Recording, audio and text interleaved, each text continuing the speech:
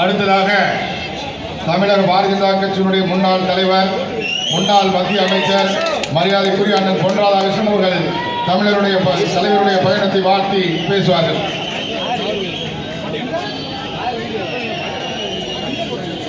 தமிழகம் தலைநிமிர வேண்டும். ஒரு தமிழனால் அது நிகழ வேண்டும் என்கின்ற நோக்கத்தோடு பாழ்பட்டு நிற்கின்ற தமிழகத்தை தலைநிமிர வைக்கக்கூடிய ஒரு யாத்திரையை மரியாதைக்குரிய நம்முடைய மாநிலத்தினுடைய தலைவர் நயினார் நாகேந்திரன் அவர்கள் இன்றைய தினம் துவக்குகின்றார்கள். 2012ஆம் ஆண்டு தாமரை சங்கமம் மதுரையிலே நடந்தபோது அன்றைய தினம் ஒரு உறுதிமொழியை நாம் எடுத்தோம். மத்தியிலும் மாநிலத்திலும் தாமரை ஆட்சி மலர்ந்திட தாமரை சங்கமம் என்பது அந்த மாநாட்டினுடைய நோக்கம். ஆகவே அந்த நோக்கத்தை நிறைவேற்றக்கூடிய வகையில் அன்றைய தினம் கடுமையான உழைப்பை நாம் கொடுத்தாலும் கூட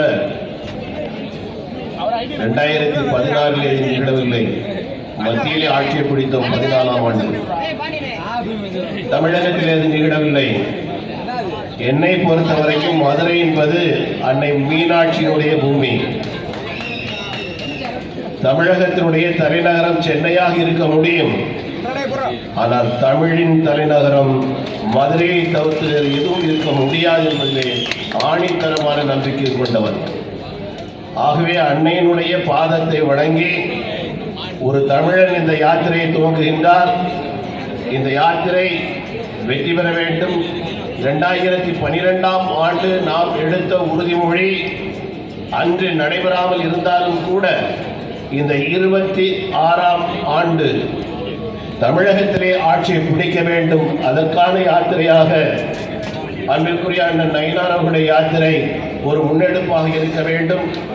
அவர்களுக்கு துணையாக இங்கே வருகின்ற நம்முடைய கூட்டணி கட்சியைச் சேர்ந்த அனைத்து தலைவர்கள், அதே போல பாரதிய ஜனதா கட்சியினுடைய அடையர்கள் அத்தனை பேருக்கும் ஒரு ஊக்கம் தரக்கூடிய வகையிலே இந்த மண்ணிலிருந்து ஒரு எழுச்சி துவங்குகின்றது.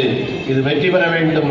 இந்த வெற்றி பெற்று தமிழகத்தை ஆளும் நிலை வரும்போது விஞ்ஞானபூர்வமாக ஊழல் செய்த திராவிட முன்னேற்ற கழகத்திற்கு ஒரு முடிவு காலம் வந்துவிடும் என்று சந்தேகம் இல்லை. ஆகவே அன்னை சக்தியினுடைய அருள் பரிபூர்ணமாக அண்ணன் நயினார் நாகேந்திரன் அவர்களுக்கு கிடைக்க வேண்டும் என்று பிரார்த்தித்து அமைகின்றேன். நன்றி. வணக்கம்.